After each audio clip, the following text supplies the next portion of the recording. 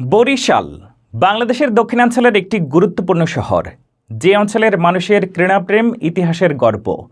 এই শহরে রয়েছে শহীদ আব্দুর রব সিরনিয়াবাদ স্টেডিয়াম, যা বরিশালবাসীর জন্য ক্রিকেটের এক অনন্য প্রতীক।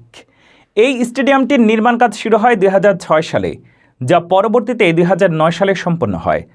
অথচ এত বড় একটি স্টেডিয়াম থাকা সত্ত্বেও এখানে আজও বিপিএল বা আন্তর্জাতিক ম্যাচ আয়োজন হয়নি। প্রশ্ন থেকে যায়, কেন? কী অবস্থায় আছে বরিশালের স্টেডিয়ামটি বরিশালের গর্ব হলেও প্রয়োজনীয় অবকাঠামো আর সুযোগ সুবিধার ঘাটতি এই স্টেডিয়ামের বরাবরই রয়েছে। স্টেডিয়ামটির মূল অবকাঠামো ভালো হলেও আন্তর্জাতিক মানের ম্যাচ আয়োজনের জন্য আরও কিছু উন্নয়ন প্রয়োজনীয় সব কিছু বিদ্যমান থাকলেও আধুনিক ফ্ল্যাট লাইট নেই। রাতের ম্যাচ আয়োজনে বেশ সমস্যায় পড়তে হয়, যদিও একটু মনোযোগ দিলেই এই কাজ সেরে ওঠা সম্ভব। ক্রিকেটারদের জন্য প্রয়োজনীয় সুযোগ সুবিধা সম্বলিত ড্রেসিং রুম উন্নত করা প্রয়োজন। আন্তর্জাতিক ম্যাচ বা বিপিএলের জন্য প্রয়োজনীয় মিডিয়া সেন্টারও যথেষ্ট আধুনিক করা দরকার। অনেকবার কাজ শুরু হলেও কেন তা আটকে যায়? শহীদ আব্দুর রব সিরনিয়াবাদ স্টেডিয়ামের উন্নয়ন নিয়ে একাধিকবার উদ্যোগ নেওয়া হলেও তা কখনোই পূর্ণতা পায়নি। 2015 সালে স্টেডিয়ামের ফ্ল্যাড লাইট স্থাপনের জন্য একটি প্রকল্প হাতে নেওয়া হয়, কিন্তু তা মাঝপথেই থেমে যায়। 2018 সালে বিসিবি বরিশালের স্টেডিয়াম আধুনিকায়নের প্রতিশ্রুতি দেয়, কিন্তু বাজেট সমস্যার কারণে কাজ বন্ধ হয়ে যায়। নতুন করে 2021 সালে নতুন করে স্টেডিয়াম সংস্কারের কথা উঠলেও কোনো অগ্রগতি দেখা যায়নি।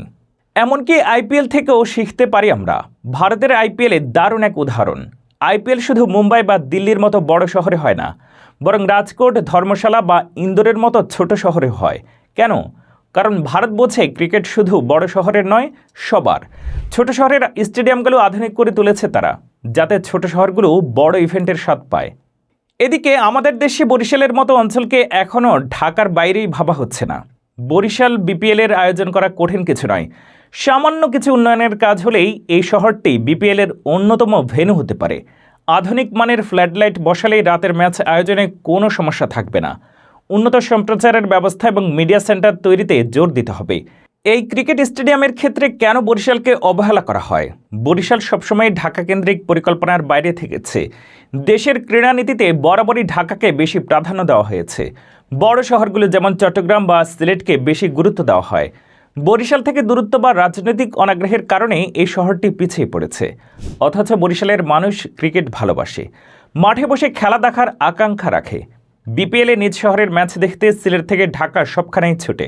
অথচ সামান্য কিছু উন্নয়নের কাজ করলেই এই সমস্যার সমাধান করা সম্ভব। দেশের আন্তর্জাতিক স্টেডিয়ামের স্বল্পতার সমস্যার সমাধানও।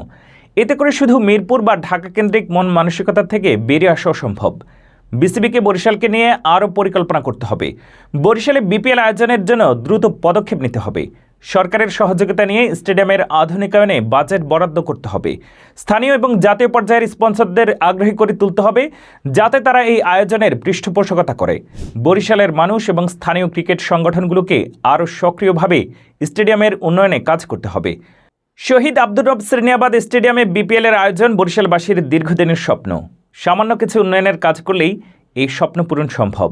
বরিশাল অবহেলার শিকার নয়, বরং বিসিবির সামান্য মনোযোগেই বরিশাল হয়ে উঠতে পারে বাংলাদেশের ক্রিকেটের নতুন প্রাণকেন্দ্র। বরিশাল প্রস্তুত, শুধু দরকার উদ্যোগ।